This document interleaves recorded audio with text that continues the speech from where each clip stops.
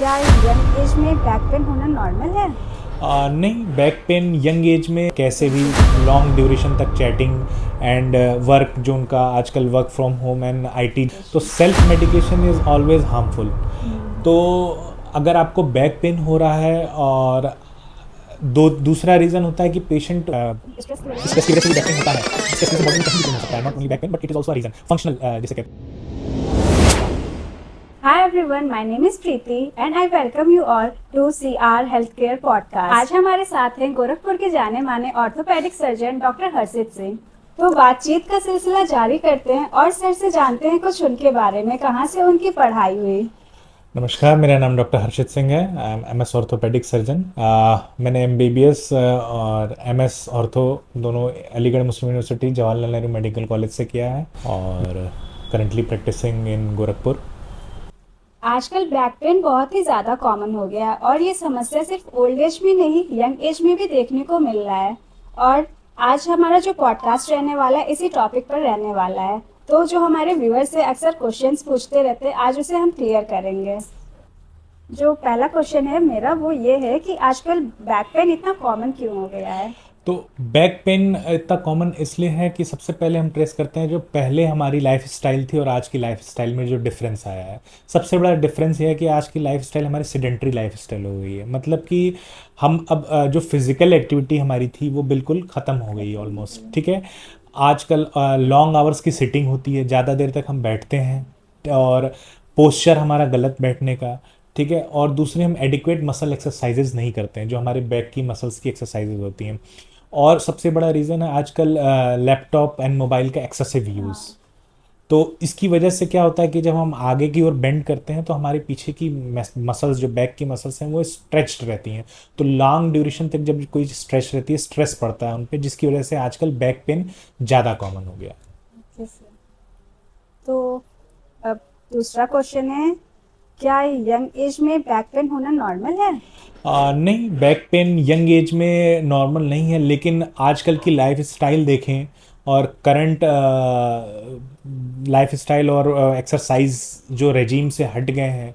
और बेसिकली सबसे पहले बात करेंगे कि मोबाइल और लैपटॉप, आजकल यंगस्टर्स मोस्टली मोबाइल लैपटॉप किसी भी पोस्चर में लेट के और कैसे भी लॉन्ग ड्यूरेशन तक चैटिंग एंड वर्क जो उनका आजकल work from home and IT jobs में इंक्रीज जो है बेसिकली। और जैसे भी चाहे वैसे बैठ के एडिक्वेट साइज ऑफ टेबल और चेयर की जो डिस्टेंस होती है प्रॉपर नहीं है। और फिर लैक ऑफ एक्सरसाइज, रूटीन जो है वो बिल्कुल ही डिस्टॉर्टेड है। मॉर्निंग में आप देखिए आजकल जो यंग जनरेशन है वो उनका सोने का उठने का जो टाइम है वो बिल्कुल उनके पास टाइम नहीं है। सारा फोकस उनका जॉब पे है, जो कि अच्छी बात है। But apart from job, health is one of the most important. And back pain कई धीरे धीरे लॉन्ग ड्यूरेशन में अगर देखा जाए तो बैक पेन कई तरीके से हमें इम्पेक्ट करता है। जैसे कि अगर आपको कंटिन्यूस बैक पेन रहेगा तो आप उतना ऑप्टिमल लेवल पे काम नहीं, परफॉर्मेंस नहीं दे पाओगे अपने जॉब को, फिर उतना टाइम उतना अच्छे से परफॉर्म नहीं कर पाओगे। तो इससे फिर क्या होगा कि आपकी परफॉर्मेंस में भी डिले आएगा लॉन्ग ड्यूरेशन में। तो इसलिए बैक पेन यंग एज में due to sedentary lifestyle ही है ज़्यादातर, मोस्टली। कभी कभार इंजरीज भी एक रीज़न होती हैं। स्पोर्टिंग एक्टिविटी जो होती है यंग में, अचानक से सडन पेशेंट या फिर जो यंग जनरेशन है वो अचानक से रोज का जो, जैसे पहले क्या था कि हम लोग डेली खेलते थे, तो वो स्पोर्ट्स लैकिंग हो गया है। आजकल हफ्ते में संडे या फिर 2 वीक्स में एक बार ग्राउंड पे जाते हैं। तो जो मसल स्ट्रेच नहीं हुई है इतने दिनों से, अचानक से हम किसी भी कोई भी ऐसी एक्टिविटीज़ करते हैं जिसमें सडन स्ट्रेच होती है, तो उसकी वजह से मस्कुलर इंजरीज और बोन इंजरीज ज़्यादा कॉमन है, लिगामेंट इंजरीज, इसीलिए आजकल इतने बैक इंजरीज हो रहे हैं। ये जो थर्ड क्वेश्चन है हमारा, वो बैक पेन के कॉमन कॉजेस क्या होते हैं? बैक पेन के कॉमन कॉजेज सबसे पहले होता है रॉन्ग पोस्चर। सिटिंग का जो पोस्चर है वो रॉन्ग है। ठीक है, दूसरा रीज़न होता है सोमेटिक सिम्टम्स होते हैं, जैसे कि मान लीजिए किसी को स्ट्रेस है या फिर स्ट्रेस की वजह से स्ट्रेस की वजह से भी बैक पेन होता है। स्ट्रेस की वजह से बॉडी में कहीं भी पेन हो सकता है, not only back pain but it is also a reason, functional जिसे कहते हैं। दूसरा रीज़न होता है इंजरीज, ठीक है, इन स्पेशली स्पोर्ट्स इंजरीज हुई, या फिर सडन मान लीजिए कि हमारे बैक में इतनी स्ट्रेंथ नहीं है, बैक की मसल्स में हमारी हाँ इतनी स्ट्रेंथ नहीं है, और हम सडन झुक के कोई भारी वजन या कुछ ऐसा उठाएं तो डिस्क प्रोलैप्स के चांसेस हमारे हाँ पास बढ़ जाते हैं। तो वो एक रीज़न होता है।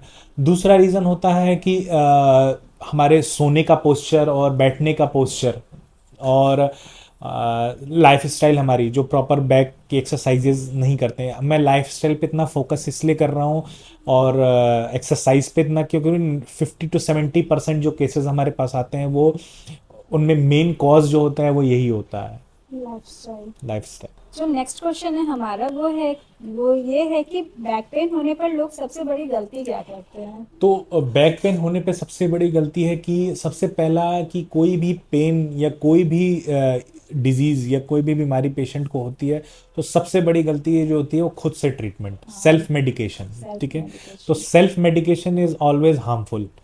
तो अगर आपको बैक पेन हो रहा है, और दूसरा रीज़न होता है कि पेशेंट उसको इग्नोर करता है और जब तक वो लगातार और हाँ स्ट्रेस देता है, ऑलरेडी जो चीज़ स्ट्रेस में है सीवियर हम ना उस पर हो जाए। और काम करेंगे कि हाँ ठीक हो जाए, ये एक है कि और उस पर एक्सरसाइज और बढ़ा देते हैं कई लोग, तो ठीक है।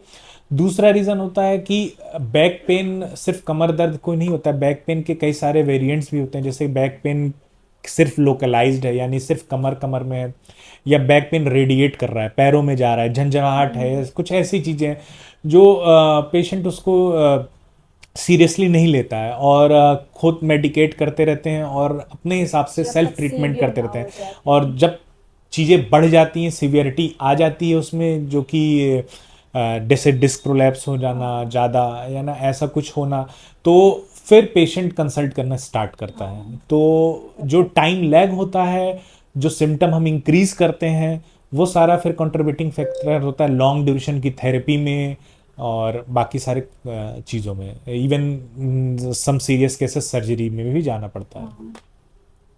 ओके सर, तो नेक्स्ट क्वेश्चन है हमारा, क्या हर बैक पेन में सर्जरी की जरूरत पड़ती है? नहीं, 90% ऑफ द बैक पेन जो होता है वो कंजर्वेटिवली ट्रीट होता है।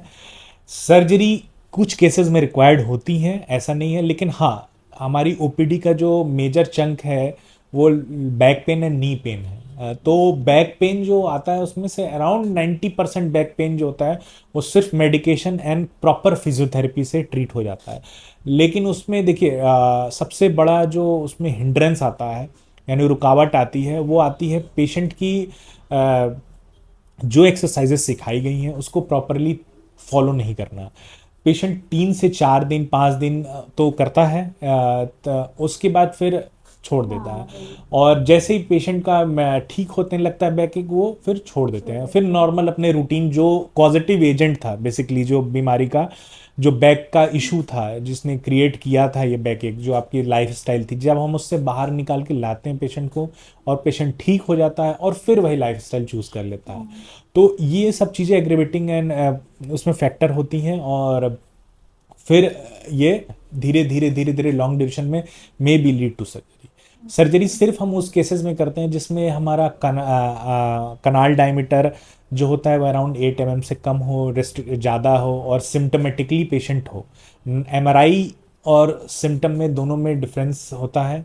कई बार MRI suggestive of operative intervention के लिए होता है, लेकिन पेशेंट इतना सिम्टोमेटिक नहीं होता है, तो हम पेशेंट के सिम्टम को ज़्यादा प्रेफरेंस देते हैं कंपेयर टू एमआरआई। हाँ और पेश जैसे सिम्टम में क्या होता है, पैरों में झन्नाहट होना, सुन्नाहट होना, वीकनेस आना, बेसिकली क्लॉडिकेशन डिस्टेंस जो होता है कि पेशेंट 50 मीटर भी नहीं चल पा रहा है, 100 मीटर भी नहीं चल पा रहा है, उसको रेस्ट लेना पड़ रहा है, ये सब केसेस में हम ऑपरेटिव की ओर जाते हैं। Okay sir. आज का लास्ट क्वेश्चन है, आप लोगों को बैक पेन से बचने के लिए क्या एडवाइस देना चाहेंगे? बैक पेन से बचने के लिए जो हमारा फर्स्ट क्वेश्चन था, वही कि बैक पेन क्या में कॉजेटिव, हाँ सबसे ज़्यादा कॉज क्या है बैक पेन का, तो सबसे ज़्यादा कॉज जो है लाइफस्टाइल है, लाइफस्टाइल। एंड हमारी ज़्यादा देर तक सिटिंग पोस्चर, वही हमारे लास्ट का आंसर भी है कि अपने लाइफस्टाइल को चेंज करिए, प्रॉपर पोस्चर में बैठिए, proper back support, and half an hour से ज़्यादा की सिटिंग नहीं होनी चाहिए आपको। फिर उसके बाद स्ट्रेचिंग करनी है थोड़ी सी, फिर आप प्रॉपर अपना काम करिए।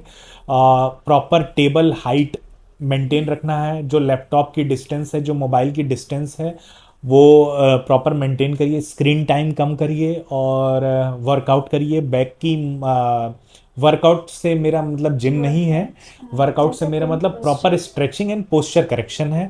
आप सुबह मॉर्निंग वॉक करिए, स्ट्रेचिंग करिए, बैक की मसल्स को स्पाइनल एक्सटेंशन एक्सरसाइज करिए, जो कि बैक की मसल्स को सिर्फ 2 to 3 exercises spinal extension exercise आप लाइक प्रॉपर करते हैं। एक्सरसाइज। जैसे कि आप ड्यूरिंग एक्सरसाइज आप पेट के बल लेट के अपने चेस्ट को राइज करना है, फिर पीछे की ओर बैक को राइज करना है।